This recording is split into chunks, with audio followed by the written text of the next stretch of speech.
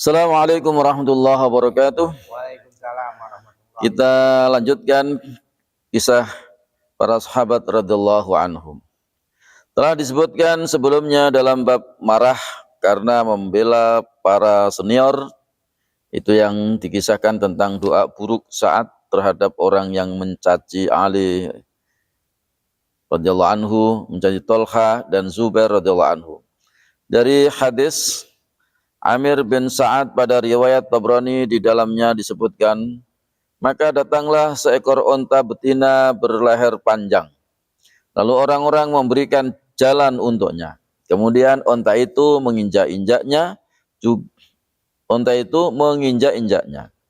Jika kisah tentang doa buruk Sa'ad terhadap orang yang mencela Ali radhiyallahu anhu dari hadis Qais bin Abu Hazim, di dalamnya disebutkan, maka demi Allah sebelum kami bubar, hewan tunggangannya terperosok bersama penunggangnya itu sehingga kepalanya terbentur ke batuan, otaknya pecah dan ia pun tewas.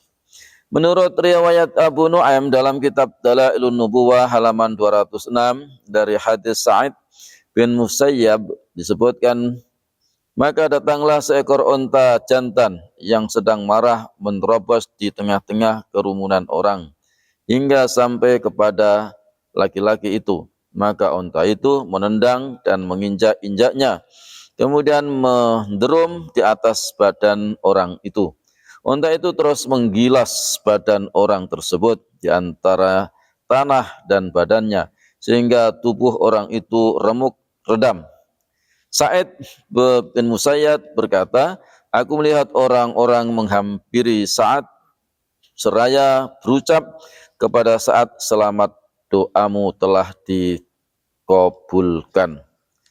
Nah, ini kenapa? Karena ada orang yang mencaci maki Ali radhiyallahu anhu, sehingga akhirnya orang itu mendapatkan yaitu balasan ya atas cacian itu, sehingga onta saja yang menginjak-injaknya, kemudian akhirnya mati.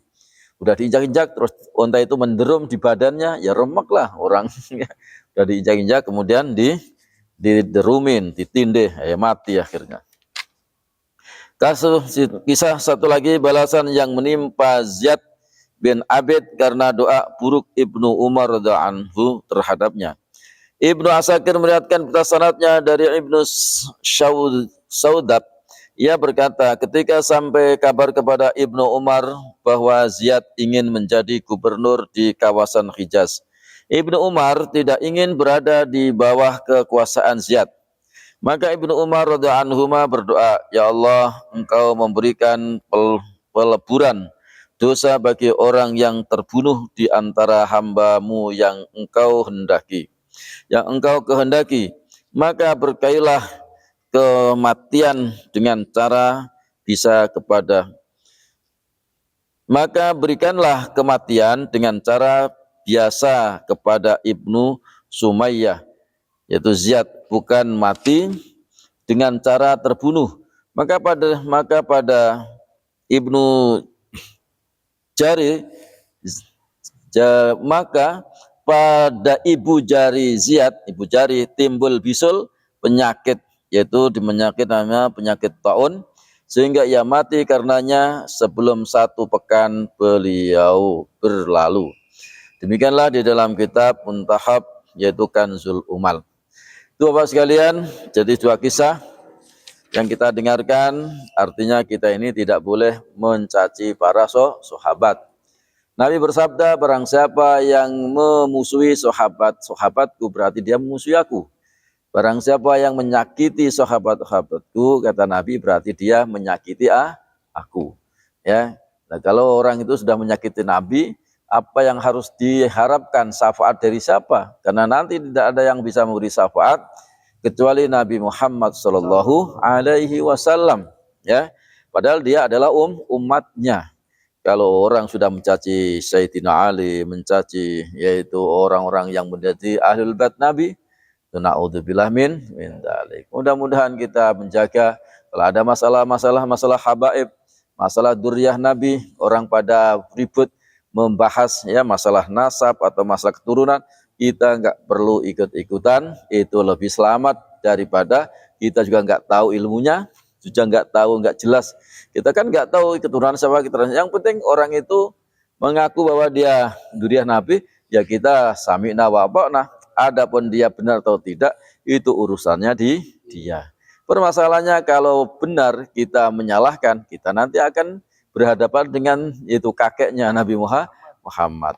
Ya, kalau benar sih memang kalau misalnya dia bukan, ya itu nggak begitu bermasalah ya. Tapi masalahnya kita mengatakan bahwa dia bukan duriah Nabi, kemudian dicaci maki misalnya. Sedangkan dia memang duriah Nabi, maka itu bermasalah nanti ketika kita berjumpa dengan Rasulullah Shallallahu Alaihi Wasallam. Demikianlah taklim asar. Mudah-mudahan ada manfaatnya di dalam kehidupan kita dunia dan akhirat. Kita tutup dengan kalimat La ilaha illallah. La ilaha illallah. La ilaha illallah. Muhammadur Rasulullah SAW kalimatul haq alaiha nahya wa alaiha namut wa biha nuwas insyaallah taala minal aminin subhanallah hamdihi subhanallah hamdika asyhadu an la ilaha illa anta astaghfiruka wa atubu ilaih. Assalamualaikum warahmatullahi wabarakatuh. Waalaikumsalam.